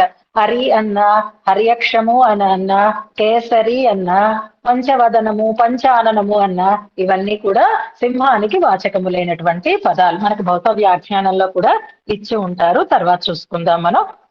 ఈ ఇది ఇక్కడ ఏం జరుగుతోంది, సన్నివేశం ఏం జరుగుతుంది అని అంటే, వచ్చిన వాడు ఊరుకుండా ఉంటాడా? నిజానికిట మన ఆళ్వార్ల అనుభవంలో అయితే అది ఆ తూణ్ పురైప్ప, ఇలా స్తంభాన్ని ఇలా హిరణ్యకశిపుడు ఇలా చరిచేయడో లేదో అంగు అప్పొళ్ళుగే అంటారు. అంటే ఆ చేతికి అంటుకునే నృసింహ రూపం వచ్చేసింది అన్నట్లుగా అనమాట. అంటే అసలు ఏమాత్రం గ్యాప్ లేకుండా ఆయన ఆవిర్భవించాడు, ఈయన చిక్కాడు, అంతమైనాడు అని అంటారు. కానీ పోతన గారి భావనలో ఎలా ఉంటుంది అంటే, అలా చూశాడట ఆయన హిరణ్యకశిపుడు, చూసిన వెంటనే అయిపోయింది నా పని అనుకున్నాడు. మనసులో భయం అయితే కలిగింది, తను ఇవాళ ఆ సింహం చేతిలో హతమవుతాను అని ఆయనకి తెలుసు. అయినా బయటికి గాంభీర్యాన్ని నటించాడు. సరే, నా రోల్ నేను ప్లే చేద్దాం అనుకుంటాడు హిరణ్యకశిపుడు ఆ సందర్భంలో. ఇప్పుడు ఆ స్వామి నృసింహస్వామి ఈ హిరణ్యకశిపుడిని చూసేసరికల్లా ఆయనకి ఎంత కోపం వచ్చిందో, ఇందులో ఏ రసం ఉంది అనేది తర్వాత చెప్తాను మీకు. కోపం వచ్చేసరికి కళ్ళు ఎర్రబారిపోయాయి ఆయనకి. ఆ కళ్ళు ఎన్నున్నాయి అంటే, మనకి త్రినేత్రుడు సుమండి నరసింహస్వామి, ఆయనని త్రినేత్రక్షం అని ధ్యాన శ్లోకాలలో త్రినేత్రుడిగా చెప్తారు. అంచేత ఇక్కడ పుండరీక దళావలేక్షణుడు అని 2 కళ్ళవాడు అని అనుకోకండి. ఇప్పుడు ఈ సింహముఖం కలిగినటువంటి నృసింహమూర్తికి 3 నేత్రాలు ఉన్నాయి. ఈ 3 నేత్రాలు కూడా కోపంతో నిండిపోయి ఉన్నాయన్నమాట. అలా ప్రారంభం చేస్తున్నారు, ఆ స్వామిని మనకి చూపిస్తున్నారు. ద్విషాణ ద్వేష అంటున్నారు. ద్విషాణుడు అంటే శత్రువు. ఎవరికి శత్రువు? నృసింహస్వామికి శత్రువు కాదు, తనకి ఆశ్రితుడైనటువంటి ప్రహ్లాదుడి విషయంలో వ్యతిరేక భావనని కలిగి ఉన్నవాడు కాబట్టి ఆయన పరమాత్మకి శత్రువు అయినాడు. ద్విషాణ ద్వేష, ఆ హిరణ్యకశిపుడి మీద ఉండేటటువంటి వ్యతిరేక భావన, అంటే ఆయన పట్ల ఇంకా అనుకూలత లేదు, ద్వేషమే ఉంది. ఉద్యత్, అది పొంగి వస్తోంది, ఆ క్రోధం చాలా అధికంగా వచ్చింది. దాంతోటి నయన వహ్ని, ఆ పొంగినది ఏమిటి అంటే నయన వహ్ని, ఆ ద్విషాణ ద్వేషము అంటే హిరణ్యకశిపుని మీద ఉండేటటువంటి ద్వేషమే ఒక వహ్ని లాగా. ఉద్యత్ నయన వహ్ని, ఉద్యత్ నయన వహ్ని, ఉద్యత్ వహ్ని, అది ఎలా పైకి అంటే బాగా ప్రజ్వలిస్తూ ఉండేటటువంటి వహ్ని లాగా, అగ్నిలాగా కనిపిస్తోంది ఆ స్వామి యొక్క నేత్రాలలో. అంటే ఆ 3 నేత్రాలు కూడా పొంగుతూ ఉండేటటువంటి, బాగా విస్తరిస్తూ ఉండేటటువంటి అగ్ని జ్వాలలాగా ఉన్నాయన్నమాట స్వామి యొక్క 3 నేత్రాలు కూడా. చూడండి, ద్విషాణ ద్వేష ఉజ్యత్ నయన వహ్ని. అది కూడా ఎలాంటి వహ్ని అంటే మామూలు వహ్ని కాదు. మన ఇంట్లో మనం గ్యాస్ వెలిగించుకున్నా అది వహ్నే, కానీ ఈ వహ్ని ఎలాంటి వహ్ని? ఆయన కళ్ళల్లో కనిపిస్తూ ఉండేటటువంటి ఆ ద్విషాణ ద్వేష రూపమైనటువంటి, ఆ క్రోధ రూపమైనటువంటి వహ్ని వనవహ్ని అంటున్నారంటే దావానలంలాగా అది ప్రజ్వలిస్తోంది అనమాట. వనవహ్ని, వనవహ్ని అంటే దావానలం, బడబానలం, దావానలం అంటారు. సముద్రంలో వహ్నిని బడబానలం అంటారు. అన్ని అడవులలో అంటుకునేటటువంటి వహ్నిని దావానలం అంటారు. అంటుకుందంటే ఆర్పడం ఎవరి తరమో కాదు, దానంతట అది ఆరాల్సిందే. అలాగే ఇప్పుడు ఈ హిరణ్య కశిపుని మీద ఉండేటటువంటి ఆ ద్వేషం అనేటటువంటి ఆ కోపం అనేటటువంటిది ఆ వహ్నులతో, ఆ నయ్యన వహ్ని అలా మంటలు అంటుకుంటున్నాయండి. ఇవాళ అగ్ని ప్రమాదాలు హైదరాబాద్ లో అన్ని చోట్ల జరుగుతూ వచ్చినాయి కదా. అంటుకునేసరికల్లా అది ముందు పొగ మనకి కనిపిస్తుంది, కానీ ఇక్కడ వహ్ని అది బాగా ప్రజ్వరిల్లుతూ ఉండేటటువంటి వహ్నిగా ఉంది. ఇప్పుడు నృసింహమూర్తిని సేవించారు. చాలా కోపంగా ఉన్నాడనమాట హిరణ్యకశిపుని మీద. ఆయన ముఖారవిందం అలా ఉంది. ఇప్పుడు ఎక్కడైనా నిప్పంటుకుంది అనుకోండి, మంటలు బాగా పెరిగిపోతున్నాయి అనుకోండి, ఆ మంటలు ఎక్కువైపోతూ ఉంటే చూసిన వాళ్ళందరూ ఏం చేస్తారు? చూసిన వాళ్ళు వెంటనే దాన్ని ఆపాలి అని అనుకుంటారు కదా. అమ్మో నిప్పు, అమ్మో నిప్పు, అమ్మో మంటలు, అమ్మో మంటలు అని అనుకుని గాబరా పడి ఎలాగుంటే అలాగే దాన్ని ఆర్పేయాలి అని ప్రయత్నం చేస్తారు. అది నీళ్లు ఉన్నాయా లేదా ఇలాంటి ఆలోచన ఉండదు, గాబరా పుడుతుంది. ఆ గాబరాతో ఆ అగ్ని ప్రశమనం కోసమే ప్రయత్నం చేస్తారు, నిప్పు ఆర్పాలి అనే ప్రయత్నం చేస్తారు. ఇప్పుడు అలా ఎక్కడ నిప్పు అంటుకుంది? స్వామి మూడు నేత్రాలు కూడా ప్రజ్వలిస్తున్నటువంటి పావకాలలా ఉన్నాయి, దవాగ్నులలా ఉన్నాయి. ఎవరికి ఫస్ట్ కనపడి ఉంటుందండి ఆ నిప్పు? ఎవరు దగ్గరగా ఉంటే వాళ్ళకి కనిపిస్తుంది. ఎవరు దగ్గరగా ఉన్నారు? ఆయనకి ఎప్పుడు దగ్గరగా ఉండేవారు ఎవరు? అమ్మగారు కదా, లక్ష్మీ అమ్మవారు చూశారు. చూసేసరికల్లా ఆవిడకి ప్రశమన, రేటిది ఇలా నిప్పులా మండిపోతున్నాడు అని ఆర్పేయాలి అని అనుకుంది ఆవిడ. నిజానికి ఆవిడకు ఒక ధైర్యం అండి. ఎందుకంటే ఎప్పుడూ వక్షస్థీమని అంటిపెట్టుకుని ఉండడానికి కారణం ఏమిటంటే నేనుంటే ఈయనేం మండిపడడు అని. ఎందుకంటే ఆయన తన దయ చేసిన ఆ దయతో ఆయన చల్లబడి చల్లగా ఉండేటట్లుగా చూడడం కోసమే వక్షస్థేమని హృదయాన్ని అంటిపెట్టుకుని ఉంటుంది కనుక నిశ్చింతగానే ఉంటుంది ఆమె. ఎప్పుడు ఏమీ అంత శృతి మించదు. ఈయనకు ఉండేటటువంటి కోపం, కంట్రోలర్ ని నేనున్నాను కదా, నేనుండగా ఈయనకి ఇంత కోపం ఏమిటి అని ఆమెకు కూడా ఆశ్చర్యం కలిగింది. ఇప్పుడు ఆశ్రితులని రక్షించడం కోసం ఆయన ముందుకు వస్తే ఆవిడెప్పుడు ఎంకరేజ్ చేస్తుంది. మంచిదండి, వెరీ గుడ్. ఇప్పుడు మొన్న ఎలా మ్యాచ్ ఆడినప్పుడు వాళ్ళందరూ వరల్డ్ కప్ పెట్టుకోవాలి అన్నప్పుడు అందరూ ఎలాగైతే ఎగ్జైట్ అయిపోయి ఆహా ఓహో ఆహా అన్నావో, అలాగే ఆశ్రిత రక్షణ కోసం స్వామి సిద్ధపడినప్పుడు అమ్మవారు ఎప్పుడూ కూడా ప్రోత్సహిస్తూనే ఉంటుంది, ఎంకరేజ్ చేస్తూనే ఉంటుంది, ఆనందిస్తూనే ఉంటుంది. మరి ఇప్పుడు కూడా ఆశ్రిత త్రాణం కూడా కోసం ఆయన ప్రహ్లాదుడి కోసం కదా వచ్చిన వాడు. కానీ కోపం చూసేసరికి, ఆ వకని జ్వాలలని చూసేసరికల్లా ఆమెకి అయోమయం అయిపోయిందిట. అందుకని ప్రశమన, దాన్ని చల్లగా తగ్గించడం కోసం భ్రమత్, భ్రమత్ అంటే భయపడిపోతుంది. భ్రమత్ అంటే ఇక్కడ భ్రాంతి అంటే ఏదైనా ఇలాంటి ప్రమాదాలు జరిగినప్పుడు దిక్కుతోచని పరిస్థితి, గాబరా అయిపోతుంది చూసారా, గాబరా పడుతున్నా, తొట్రు పడుతున్నా, జ్వరపడుతున్నా, ఈ భ్రమత్ అన్న దానికి ఎన్నైనా అర్థాలు ఆ సన్నివేశంలో మనకు ఉండేటటువంటి ఆ స్వరతో కూడినటువంటి ప్రయత్నం అని రాస్తారు. భ్రమత్, ఆ రకమైనటువంటి ఆ గాబరా కలిగింది ఆవిడ. ఎలా ఆపుతాం ఎలా ఆపుతాం అని ఆలోచించి వెంటనే ఏది అవైలబుల్ గా ఉంటే దాంతో ఆపాలని ప్రయత్నించింది. ఆమె చక్కగా తాంబూలాన్ని వేసుకుని ఉంది. ఆ తాంబూల చర్వణం చేత అందమైనటువంటి ఆమె నోరంతా కూడా ఎర్రటి రసంతో నిండి ఉంది. మధుగండూష అంటున్నారు. ఇది తాంబూల రసం అనుకోవచ్చు, మధురసం అని కూడా అనుకోవచ్చు. హాయిగా ఉంటుందండి అంతఃపురంలో. ఆవిడకేమి చక్కగా ఎంజాయ్ చేస్తూ ఉంటుంది. అందుకని భ్రమత్ లక్ష్మి ఖబరా పడిపోయింది ఆవిడ. అప్పుడు ఆమెకి ఎక్కడి నుంచి నీరు నీరు నీరు నీరు అని నీరు తెచ్చేదాకా ఆగలేదు కదా. ఏది కాస్త ద్రవం ఉంటే ఆ ద్రవంతో ఆర్పేద్దామని అనుకుందో ఏమో, ఇంకా ఉమ్మలేదు అనుకోండి. భ్రమత్ లక్ష్మి వక్త్ర ప్రహిత, ఆ అమ్మ యొక్క ఆ నోటి నిండా ఉన్నటువంటి ఆ మధు రసం లేదా ఆ తాంబూల రసంతోని ఆక్షేపిస్తేన మధు గండూష సుషమై, గండూషణం అని అంటున్నారు. అంటే ఈ తాంబూల చర్వణం వల్ల కలిగినటువంటి ఆ రసాన్ని గండూషించింది. అంటే పుక్కిలించి పైకి ఉమ్మడం అంటారు గండూషణం అంటేను. ఆ గండూషణం చేస్తే ఆ రసం పైకి వస్తే అది ఎంత ఎర్రగా ఉంటుందో అలా ఉంది హిరణ్యకశిపుని యొక్క రక్తం అన్నమాట. ఇక్కడ అది చెప్తున్నారు. ఈ ఉపమానం దేనికి చెప్తున్నారు అంటే, మధు గండూష సుషమై, అమ్మ నోటిలో ఉండేటటువంటి మధురసం లేదా తాంబూల రసము యొక్క రంగుని కలిగి ఉన్నటువంటి రంగు, అది ఎలా ఎర్రగా ఉందో ఈ రక్తం కూడా అంత ఎర్రగా అవుతుంది. ఆ రక్తం ఆ గండూష సుషమని కలిగి ఉంది అని ఒక ఉత్ప్రేక్ష చేస్తున్నారు. ఆ తాంబూల చర్వణం రసాన్ని ఆమె దేనికోసం ఉపయోగించాలని అనుకుంటుంది అంటే స్వామి యొక్క కోపరూపమైనటువంటి అగ్నిని ఆర్పడం కోసం.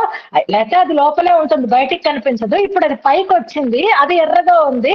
అబ్బా, ఆ కలర్ ఈ కలర్ అలాగే ఒక్కలాగే ఉంది ఈ రక్తం అనిపించేటట్లుగా ఉంది. అంటే ఆ స్వామి యొక్క ముఖారవిందం మీద ఉండేటటువంటి అగ్నిని ఆర్పడం కోసం ఈ ఎరుపు దాని మీద ఆచ్ఛాదింపబడితే ఎలా ఉందో ఆ రంగులా అనిపిస్తోంది అంటున్నారు. ఏ దిశ అంటే నఖములతో, క్షుణ్ణ అంటే బాగా గుచ్చి, నఖ క్షుణ్ణ, అరాతి, అరాతి అంటే శత్రువు, అరాతి క్షతజ, క్షతజం అంటే రత్నం, నఖముల చేత, క్షుణ్ణ విదారణం చేయబడినటువంటి, అరాతి శత్రువైనటువంటి హిరణ్యకశిపుని యొక్క, క్షతజ రక్తము యొక్క, పటలై ధారలతో అని అర్థం అన్నమాట. ఇప్పుడు పంచాననుడు కదండి, అందుకని పంజా అంటారు కదా.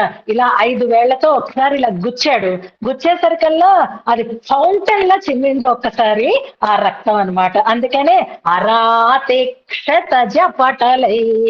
ఇప్పుడు ఇలాగా ఒళ్ళో పెట్టుకున్నాడు, ఇలా గుచ్చాడు, ఇప్పుడు అది ఒక్కసారి చిమ్మింది. చిమ్మితే ఎక్కడికి పడుతుంది? ఆ ముఖం మీదకే కదా పడుతుంది అని ఇలా చిబ్బాడు కదా. అంతకు ముందే వహ్నిగా ఉన్నాయి నేత్రాలు, దాని మీద తాంబూల రసం ఉంది. ఇప్పుడు ఒక్కసారి ఈ క్షతజం పడేసరికి అది తాంబూల రసం రంగులో కనిపిస్తుంది అనమాట. అరాతి క్షతజ పటలై ఆప్లుతము, ఒక్కసారి తడిచిపోయింది అనమాట. ఏ జలపాతాలు అక్కర్లేదు. ఏ తిరుమలలో రోడ్డులో ఉండేటటువంటి జలపాతాల కింద ఉంటే ఎలాగైతే మనం పూర్తిగా తడిసిపోతామో, ఆ పుంస్పంచ వదనుడు ఈ రాక్షసుని యొక్క రక్తం చిమ్మి మొత్తం సటలన్నీ కూడా ఆయన సటలు తడిసిపోయి ఆప్లుత సటాఛట స్కంధ, అలా రక్తంతో తడిసినటువంటి ఆ సటల యొక్క ఆ జూలుతో కలిగిన, జూలు వేలాడుతూ ఉండేటటువంటి స్కంధ. చూడండి ఎంత అద్భుతమైన దర్శనము. సింహం ముఖము, ముఖం నిండా జూలు, ఇది ఇలా ఉంది, ఇలా కరిగింది, ఒక్కసారి చిమ్మింది, జూలంతా తడిసింది. ఆ జూలు భుజాల మీదకు వేలాడుతుంది. సింహానికి భుజాలు ఉండవు కదా, నరునికి భుజాలు ఉంటాయి కదా. ఇప్పుడు నరరూపం కదా, అది ఇలా వేళ్లాడుతోంది. అలాంటి స్కందో, అలాంటి స్కంధము కలిగిన, భుజస్కంధములు కలిగినటువంటి పుంస్పంచవదన ఆ మృగరాజు అయినటువంటి ఆ స్వామి దురితం రంధే, నా దురితాన్ని కూడా రంధే పోగొడుతున్నాడు. వర్తమాన కాలిక క్రియ అంటారు. అంటే అప్పుడు కదండి, అది ప్రహ్లాదుని కోసం కదా అది చేశాడు. ఇప్పుడు ఆయన ఏం చేస్తున్నాడు అంటే, అయ్యో ఆయన ఎక్కడున్నాడు అనుకుంటున్నారు. ఇక్కడ కీలకమైన పదం ఆ శ్లోకంలో ఒకటి గుర్తుంచుకోవాలి. అయితే ఇప్పుడు అక్కడ ఆనాడు జరిగినటువంటి ఆ హిరణ్యమూర్తిని, ఆ నృసింహమూర్తిని చూస్తున్నావా, లేక ఇక్కడ ఉండేటటువంటి రంగనాథుణ్ణి చూస్తున్నావా అంటే, ఈహ అనే పదం ఉంది చూడండి శ్లోకంలో, అది గుర్తు పెట్టుకుందాం మనం. ఈహ దురితం రంధే, ఈహ అంటే ఇక్కడ అని చెప్పడంలో శ్రీరంగంలో ఉన్నటువంటి రంగనాథుణ్ణే పుంస్పంచవదనునిగా భావించి ఆనాడు ప్రహ్లాదుని యొక్క ఆటంకాలని పోగొట్టినటువంటి ఆ స్వామి ఈనాడు మన యొక్క దురితాలని కూడా అలాగే పోగొడుతున్నాడు. మన కోసమే ఇక్కడ ఆయన రంగనాథునిగా వేంచేసి ఉన్నాడు అని ఈహ అని మొత్తం చుట్టూ తిప్పి మళ్ళీ మన శ్రీరంగానికే తీసుకొస్తారు భట్టరు వారు.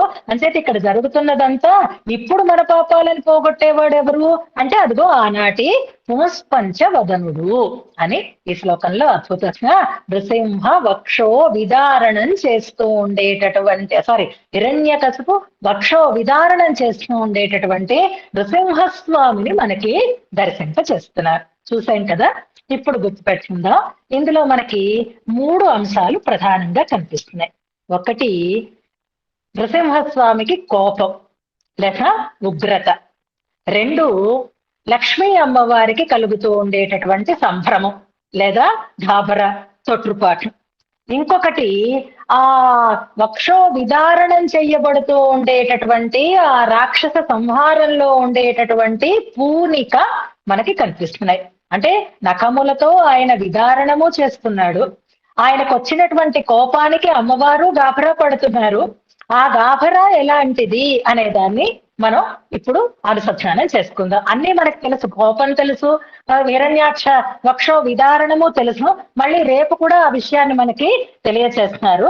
అంత దయాతిశయం కలిగినటువంటి అమ్మవారిని ఎంత అందంగా చూపిస్తున్నారు అంటే, అంకగత 5 నృసింహుని ఒళ్ళో కదా అమ్మవారు ఉంటారు. లక్ష్మీ నృసింహస్వామి అంటే అది వక్షసీమలో ఉన్నటువంటి అమ్మవారు కాదు, ఒళ్ళో ఉన్నటువంటి అమ్మవారు. కళ్ళు చూసింది ఆవిడ, కళ్ళు కోపంగా వనవహినిలాగా ప్రజ్వరిల్లుతున్నాయి.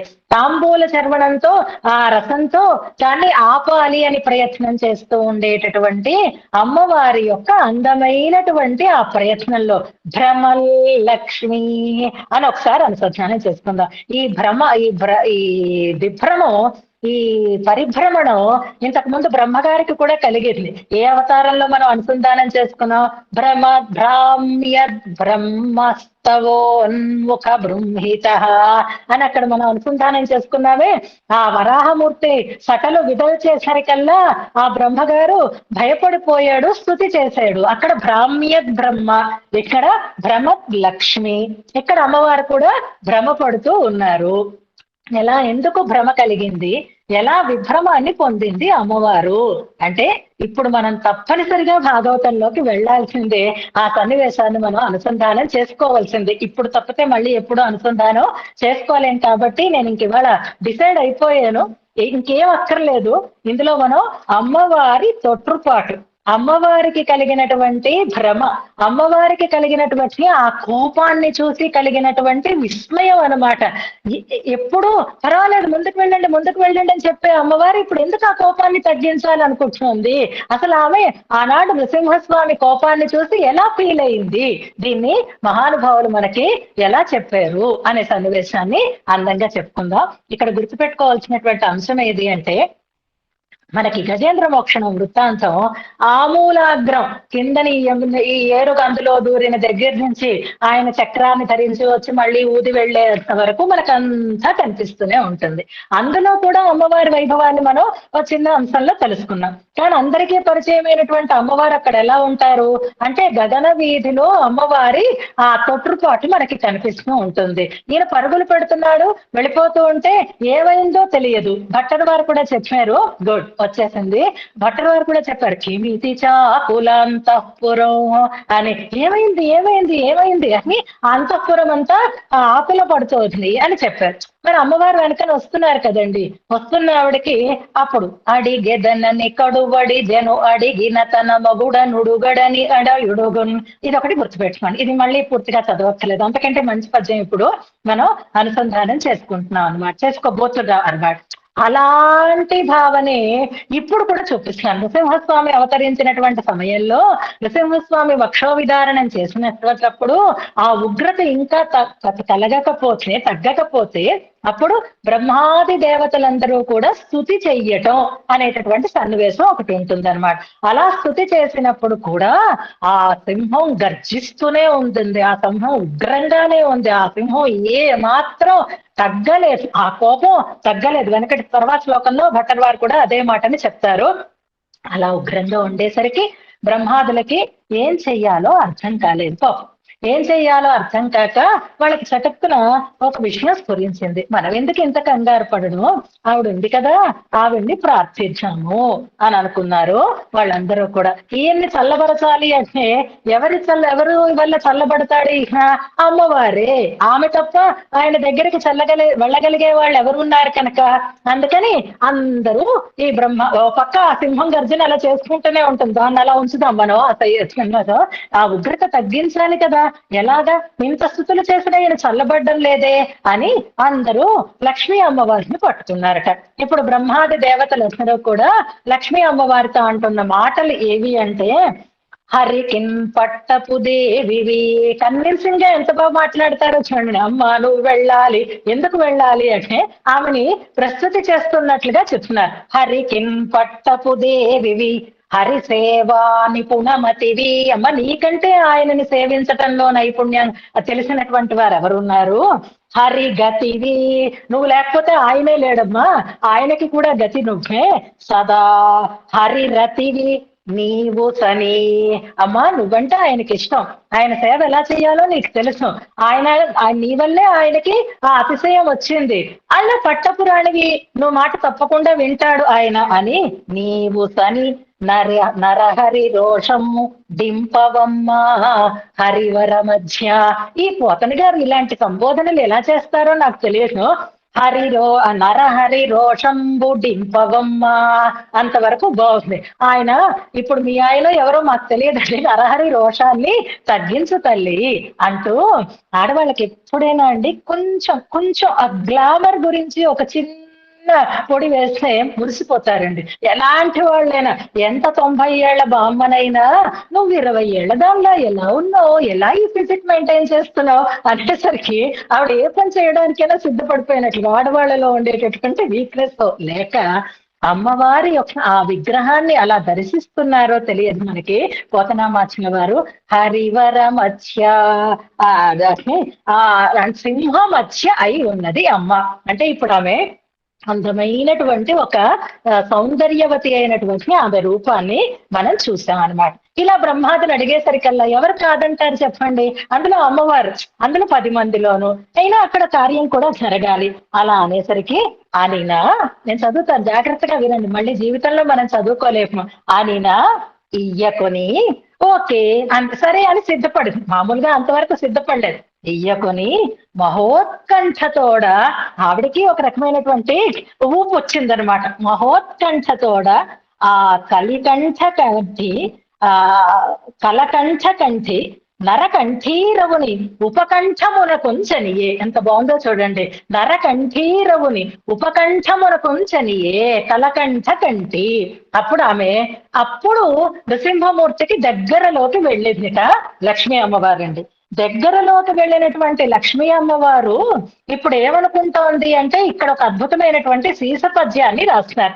దగ్గరికి వెళ్ళింది, వాళ్ళ ఆయన కాదా అని ఫస్ట్ డౌట్ వచ్చింది. ఆధార్ కార్డు లో ఫోటో చూస్తే తప్ప మనని ఎలాగా గుర్తుపట్టరు చూసారా? మిగిలిన ఏ ఫోటోలు చూపించినా ఒప్పుకోరు. అందులో ఉండేటటువంటి ప్రత్యేకతలు కొన్ని గుర్తిస్తేనే మనకు ఐడెంటిటీ ఉన్నట్లుగా స్వామిలో కొన్ని ప్రత్యేకతలు ఉన్నాయి. ఇప్పుడు అవేవి కనపడడం లేదు. సో ఇది ఆధార్ కార్డు కాదు అని అనిపిస్తోంది అనమాట. ఆయన చూస్తూ ఉంటే ఈ ఫోటో మా ఆయనది కాదు, ఈయన మా ఆయన కాడు అని అనిపిస్తోంది. దానికి రీజన్స్ ఆవిడకి ఏమనిపిస్తోంది అంటే, మొట్టమొదట ఆ నృసింహమూర్తి తురుముఖ మండలాన్ని సేవించింది. ప్రళయార్క బింబంబు పగితినున్నది కాని నెమ్మోము పూర్ణేందు నిభము కాదు. మా ఆయన ముఖం ఎప్పుడు చంద్రబింబంలా ఉంటుంది, ఇప్పుడేమిటి ప్రళయార్క బింబంలా ఉంది, అయ్యో ఇది కాదు మా ఆయన మొహం అనుకుంటుంది. శిఖా సంగంబు చెలువు చూపెడు కాని చూట్కి ప్రసాద భాసురము కాదు. మండుతున్న అగ్నిశిఖలలో ఉన్నాయి ఆ చూపులు. ఇప్పుడు మనం అనుకున్నామే విషాణ ద్వేషోగ్రన్నయన వనవహ్ని, అందుకోసం చెప్పుకున్నాం. శిఖా సంగంబు చెలుగు చూపెడు కాని చూట్కి ప్రసాద భాసురము కాదు. ఆయన ఎప్పుడు చల్లగా చూస్తాడు, హాయిగా ఉంటుంది ఆ చూపు. ఇప్పుడేమిటి నా మంటలు మండుతున్నట్టుగా ఉంది ఆ చూపు. అది ఇక వీర చలు శిఖా ప్రసాద చూట్కి ప్రసాద భాసురము కాదు. వీర రౌద్ర అద్భుత ఆవేశము పెడు కాని. ఇప్పుడు నృసింహమూర్తిలో వీరమ, రౌద్రమా, అద్భుతమా, ఆవేశం ఇవన్నీ కలగలిసిపోయాయి అనమాట. వీర రౌద్ర అద్భుత ఆవేశము పెడు కాని భూరి కృపా రసస్ఫూర్తి కాదు. కరుణ ఏమాత్రము ఆ కళ్ళల్లో కనపడడం లేదు. మిగిలిన రసాలన్నీ కనిపిస్తున్నాయి కానీ కరుణ మాత్రం కనపడడం లేదు. భయద దంష్ట్రాంకుర ప్రభల నొప్పెడుగాని ఆ కూరలేమిటండి, ఆ పళ్ళేమిటండి బాబోయ్, భయద దంష్ట్రా, ఆయన ఎప్పుడు ఇలా నేను చూడలేదు అనుకుంది ఆవిడ. భయద దంష్ట్రాంకుర ప్రభలు గప్పెడు కాని దరహసితాంబుజాతంబు కాదు. మంచిగా విచ్చినటువంటి పంకజంలా నవ్వుతూ ఉండే మొహం కాదు ఈ కూరలు, ఎక్కడ మా ఆయన మొహంలో నేనెప్పుడు చూడలేదు అని. మా ఆయన కాదు మా అనిపించింది ఆవిడకి, ఈయన అలాగ లేడు, ముందు మా ఆయన ఎలా ఉండేవాడో అలా లక్షణాలు ఏవి కనపడడం లేదు అని అంటూ, హరి హరి నఖర నృసింహ విగ్రహము కఠిన కఠిన ఖర నృసింహ విగ్రహము కాని కామిని జన సులభ విగ్రహము కాదు. ఇదేదో కఠినమైనది, ఆడవాళ్లు చేరడానికి వీలైనటువంటి అందమైనటువంటి రూపం కానే కాదు, మొరటుగా వద్ది అనేస్తుంది ఆవిడ అని అంటూ, ఆ తర్వాత మాట అండి ఎంత జాతీయత. అందుకే పోతన పద్యాలు ఇప్పటికీ మనకు ఉన్నాయి, కానీ విని ఎరగో అమ్మా అంటూ ఉంటారు చూసారా, అలాగా. విన్నదియును కాదు తొల్లి విష్ణు వలన నే కన్నదియును కాదు భీషణాకారమనుచు. ఇది నేను ఎప్పుడు వినలేదు కనలేదు, మా ఆయన నాకు ఎప్పుడు చెప్పలేదు. ఇదిగో లక్ష్మి, నేను అప్పుడప్పుడు ఇలాంటి ఆకారాలు ధరిస్తూ ఉంటాను సుమా, నువ్వు భయపడకే అని ఇంతకు ముందు ఒకసారి చెప్పుంచేతే నాకు అనిపించి ఉండేది. ఇంతకు ముందు వినలేదు, ఇంతకు ముందు చూడలేదు, మా ఆయనైనా చెప్పలేదు అని భీషణాకారంబు అని అనుకుంది సార్. కానీ ఏం చేస్తుందండి, ఇలా దగ్గరించిపోయింది, తక్కువ ఆగింది.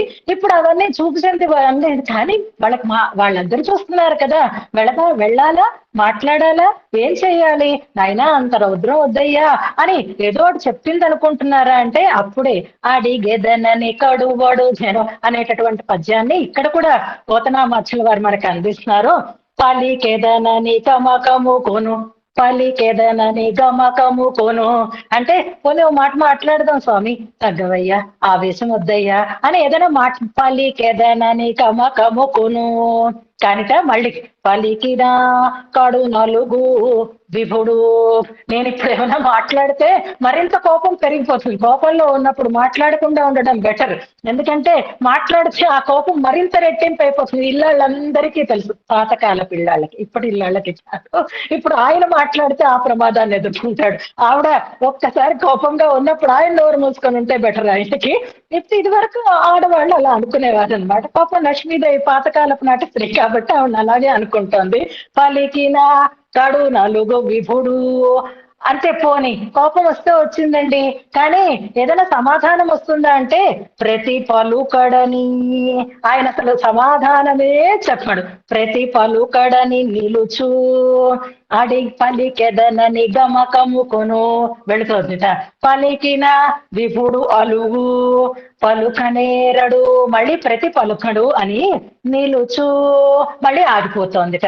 వెళదామని ముందుకు వెళుతోంది, మళ్ళీ వెనక్కి అక్కడే ఉండిపోతుంది. శశిముఖ బలువిడి హృదయమున, బలువిడి హృదయమున, మనస్సులో ఎంత ఆ మీమాంస చేస్తోంది అంటే ఏం చెయ్యాలి అన్నది. ఎందుకు ఇంత మీమాంస?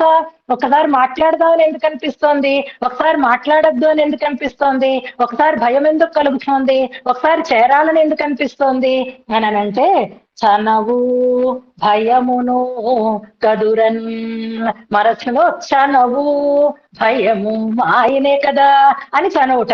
భయము బాబాయ్ భీకరాకారంలో ఉన్నాడు, ఇప్పుడేం మాట్లాడతాం అని భయం. చనవు భయమును కదురన్, ఆవిడ అలాగా ఆలోచించి అడిగెదనని కడు వెడదు. ఇది గుర్తుపెట్టుకున్నారు. నృసింహావతారం మనం అనుసంధానం చేసుకున్న తర్వాత పలికెదనని గమకముకును, ఈ రెండింటిని మన లతా కుమార్ గారు షేర్ చేసేస్తున్నారు. తర్వాత అర్థంతో సహా గ్రూప్ లో అందరూ కూడా దీన్ని షేర్ చేసి పెట్టుకుందరు. కానీ అలా చూసి అప్పుడు ఆవిడ ఆఖరికి ఏం డిసైడ్ చేసుకుంది, అక్కడైతే వహ్ని ప్రజ్వరిల్లుతూ వస్తే తాంబూల చర్విత రసంతో ఆమె ఆపడానికైనా ప్రయత్నం చేసింది. కానీ అప్పుడు ఆవిడ ఏం చేసిందిట అంటే, వారిజవాసిని వీక్షించి శంకించి ఇంకా లాభం లేదనుకొని శాంతుడైన వెనక దగ్గరదను ఈజీగా ఒక డెసిషన్ తీసేస్తుంది.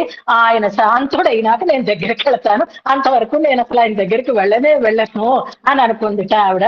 అని చింతించుచున్నా అని ఆలోచన చేస్తాను. అప్పుడు చూసారు బ్రహ్మాదులందరూ కూడా, ఈవిడతో పని అయ్యేటట్టు లేదు, ఇప్పుడు పని జరగకపోతే చాలా ప్రమాదము, ఎందుకంటే అమ్మగారు ఇప్పటికే 3 దాటిపోయింది, ఈవిడి వాళ్ళ భాగవతం అంతా చదువుతూ ఉంటారేమో, ఎలాగైనా మళ్ళీ కిందకి తెచ్చేయాలి, లేకపోతే మనకి లేట్ అయిపోతుంది అనుకున్నట్లుగా బ్రహ్మాదులందరూ ఆ ఉగ్రతని తట్టుకోలేక శమింప చేసే వాళ్ళ కోసం ఎదురు చూస్తూ ఉంటే, అమ్మవారికే ఇంత సంభ్రమం కలుగుతూ ఉంటే శాంతించిన తరువాత దగ్గరికి వెళతాను అని ఆవిడ ఆలోచిస్తోందని గమనించేసి ఇంక ఈవిడ వెళ్ళదు అని తెలుసుకుని, ఈమె వల్ల పురుషకారం జరగదు అని తెలుసుకుని ఆ ప్రహ్లాదుణ్ణి పట్టుకున్నారు. ప్రహ్లాదుడు వెళ్ళి స్వామిని ప్రార్థించాడు అని మనకి తర్వాత కథ సాగుతూ ఉంటుందన్నమాట. ఇప్పుడు భ్రమల్ లక్ష్మీ వక్త్ర ప్రహిత మధుగండూష సుషమై, ఇక్కడ ఆవిడ ఉమ్మాలని ఉమ్మింది ఇలా కూడా అనుకోకండి, ఇదేమిటండి ఇలాగా అనుకోకండి. అందంగా మనం దాన్ని గ్రహించడంలో ఉండేటటువంటి పవిత్రత ఎలా ఉంటుంది అంటే, ఇప్పుడు ఏదైనా మనం తాగుతున్నాం అనుకోండి, ఏదైనా ఒక రకమైనటువంటి విస్మయము లేకపోతే కంగారో కలిగించేటటువంటి విషయం వినిపించింది అనుకోండి, కనిపించింది అనుకోండి, ఏమవుతుంది, వెంటనే నోట్లో చుక్కమని బయటకు వచ్చేస్తుందా రాదా? అలాగే ఒక్కసారి ఆయన 3 నేత్రాలు వనవహనిలాగా ప్రజ్వలించేసరికి ఆమెలో కూడా అలాంటి రియాక్షనే కలిగిందనమాట. ఇప్పుడు ఆ రంగు ఈ హిరణ్యాక్షని యొక్క ఈ రక్తపు రంగు ఇవి రెండు కూడా ఒకే కాంతిని కలిగి, ఆ కాంతితో కూడి ఉంది ఈ రత్నము. అలాంటి రక్తం జటలలో సటలలో నిండి ఉంది, దాంతో తడిసి ఉన్నాయి సటలు, అలా కలిగినటువంటి ఆ స్కంధము. అలాంటి పుంస్పంచవదనుడు మన యొక్క దురితాన్ని హరించుగాక, హరిస్తున్నాడు. ఇహ హరతి అంటారు, ఇక్కడ ఆయన హరిస్తున్నాడు అంటూ చాలా అద్భుతంగా చెప్పినారు. నృసింహస్వామికి 3 నేత్రములు అనడానికి ధ్యాన శ్లోకాన్ని మనకి ఇందులో ఇచ్చారు. ఆ ధ్యాన శ్లోకం ఎవరికొచ్చో, చాలా మంది నృసింహ భక్తులు మన వాళ్ళు ఉంటారు. సత్య జ్ఞాన సుఖ స్వరూపం అమలం అని ప్రారంభమవుతుంది. త్ర్యక్షం నృసింహం భజే అని పూర్తవుతుంది. పూర్తి శ్లోకం నాకు రాదు, వచ్చిన వాళ్ళు ఎవరైనా ఉంటే తర్వాత నన్ను షేర్ చేయండి. ఆ శ్లోకాన్ని ఒకటి ఇచ్చారు. అలాగే వనవహని దావాగ్ని అని ఎందుకు అంటున్నారు అంటే, 3 నేత్రాలు, 3 అంటే బహుత్వానికి ప్రతీక కాబట్టి అదొక నేత్ర వహని కాదు, వనవహ్ని లాగా అతిశయించి ఉంది అనే దాన్ని మనకి తెలియచేస్తున్నారు. ఇప్పుడు ఈ స్వామి హరి, ఇందాక పంచాననము పంచాస్యము అంటే ఎలాగైతే మనం సింహము అని అర్థం చెప్పుకుంటున్నామో, అలాగే హరి అంటే కూడా సింహము అని అర్థం అన్నమాట. హరి అంటే కోతి అని కూడా అర్థం. మన సుందరకాండలో ఎక్కువ సార్లు ఆ ప్రయోగం వస్తుంది. హరి హరతి పాపాని అనేటటువంటి పాదాన్ని, మన శ్లోక పాదాన్ని ఇక్కడ మనం జ్ఞాపకం చేసుకుంటే, ఇక్కడ దురితం ఇహ రుంధే పుంస్పంచవదన ఇహ దురితం రుంధే అన్నప్పుడు హరిర్హరతి పాపాని అని ఈ నృహరి మన పాపాలను పోగొడతాడు అనేటటువంటి అర్థాన్ని మనకి ఇందులో చెప్తున్నారు. ఈ లక్ష్మీదేవికి కలిగినటువంటి భ్రమల్ లక్ష్మి అనేటటువంటి పదప్రయోగం మనకి ఆళ్వార్ల యొక్క పాసురాలలో ఉండేటటువంటి అద్భుతమైనటువంటి ఒక భావనని భట్టర్ వారు ఇక్కడ మనకి తెలియజేస్తున్నారు అని అంటారు. ఈ నృసింహమూర్తి దగ్గర ఈ వర్ణన చేస్తున్నప్పుడు పూంకోదయాళ్ వెరువ అనేటటువంటి ఒక పాసుర పాదం కూడా ఇక్కడ ఇచ్చారు చూడండి. అదే ఇప్పుడు మనం అనుసంధానం చేసుకోబోతున్నాము. పూంకోదయాళ్ వెరువ పొన్పెయరోన్ మార్భు ఇడంద, లక్ష్మీదేవి కూడా విరగుపడేటట్లుగా భయపడేటట్లుగా ఆ రూపాన్ని చూసి పొన్పెయరోన్ మార్భు ఇడంద, హిరణ్యకశపుని యొక్క ఆ వక్షస్థలాన్ని చీల్చిన అనేటటువంటి ఒక ప్రయోజనాన్ని ఇక్కడ ఇస్తున్నారు. ఇంకొక 5 నిమిషాలు తీసుకుంటాను అంతే, తర్వాత మళ్ళీ మనం చదువుకుందాం. ఈ పూంగోదయాళ్ వెరువ అనేటటువంటి పాసురం మనం చదువుకోబోతున్నాం. అది మొదటి తిరువందాదిలో 23వ పాసురం అన్నమాట.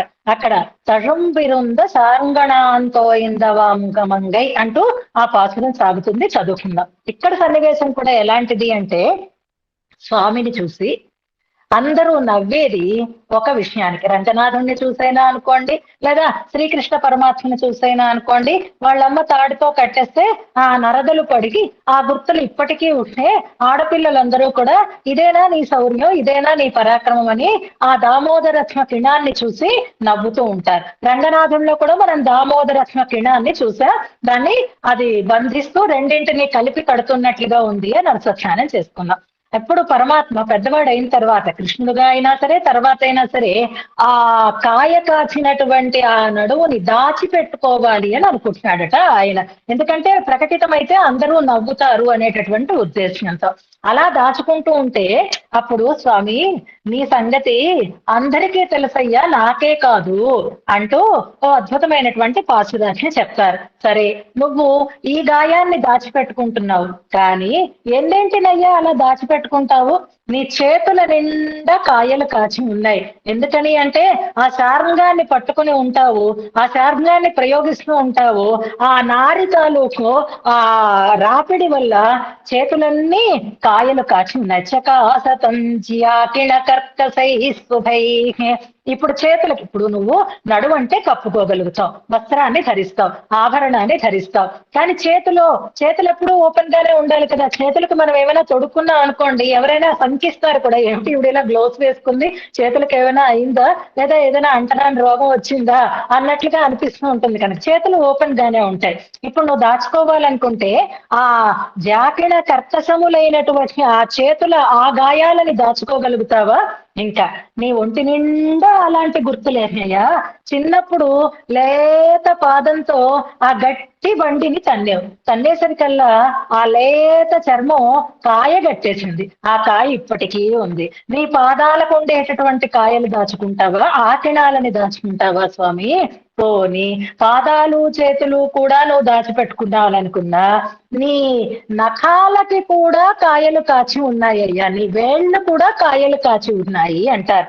అప్పుడు ఈ నృసింహావతార వైభవాన్ని చెప్తున్నారు. పూంగోదయాళ్ వెరువా, ఆ కఠినమైనటువంటి ఆ హిరణ్యకశిపుని వక్షసీమలో గుచ్చి, ఆ నఖాలని గుచ్చి విదారణం చేస్తే ఆ నఖాలు కూడా కాయలు కాచిపోయినాయిట. ఆ వేళ్లకు ఉండేటటువంటి నఖాలు ఇలా గట్టిగా చూస్తే చూడండి, మెత్తని పదార్థం గట్టి పడిపోతుంది కదా, కాయలు కాచిపోతుంది. నీ వేళ్లు కూడా కాయలు కాచి ఉన్నాయ్యా అంటూ ఆ నఖములతో హిరణ్యాక్ష విదారణం వల్ల కలిగినటువంటి గుర్తుగా దాన్ని అక్కడ ఆళ్వార్లు ప్రశంసిస్తారు. అలా నఖ విదారణం చెయ్యటం, వక్ష విదారణం చెయ్యడం అనేది చూసినప్పుడు ఆ ఉగ్రతని చూసి అమ్మవారు కూడా భయపడింది అనేటటువంటి భావన ఆ పాసురంలో ఉంటుంది.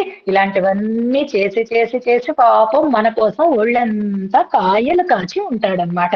మనం శకటాసుర భంజనం చేసిన కృష్ణుణ్ణి కాయలు కాచింది అనుకుంటాం, సారంగాన్ని ధరించినటువంటి రామచంద్ర స్వామి చేతులు కాయలు కాచాయి అని అనుకుంటాం.